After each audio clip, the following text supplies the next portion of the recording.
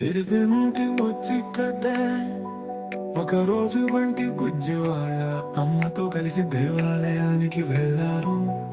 అక్కడ పెద్ద విగ్రహం కనిపించింది. ఏనుగు తల పెద్ద పొట్ట చిన్న ఎలుకపై కూర్చుని ఉన్నది.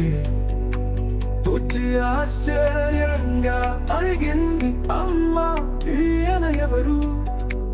అమ్మ నవ్వుతూ చెప్పింది, మన వినాయకుడు బంగారం. ఆయనను గణపతి విఘ్నేశ్వరుడు అని కూడా పిలుస్తారు.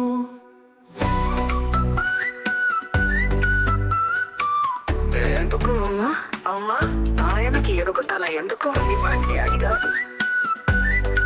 అమ్మ ప్రేమగా చెప్పింది, ఒకప్పుడు పార్వతీదేవి మట్టితో ఒక చిన్న బిడ్డను తయారు చేసింది. అదే గణేశుడు.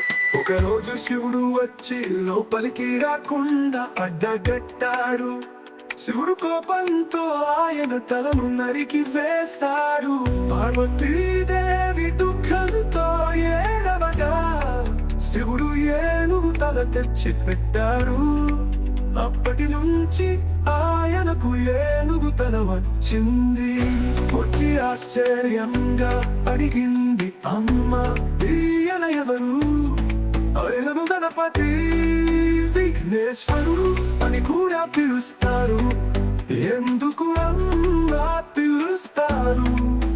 ఏనుగు తల ఎందుకు అని బల వినా.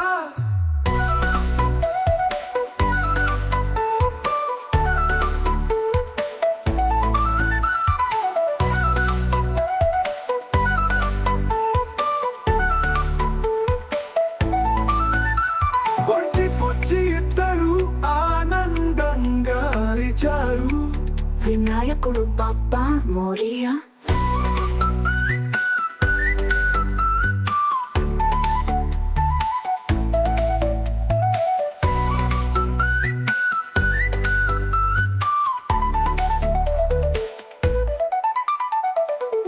ఎందుకు అమ్మ పేరుడు అని కంటి?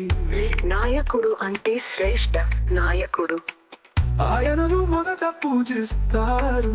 ఎందుకంటే ఆయన అన్ని విఘ్నాలను తొలగిస్తాడు.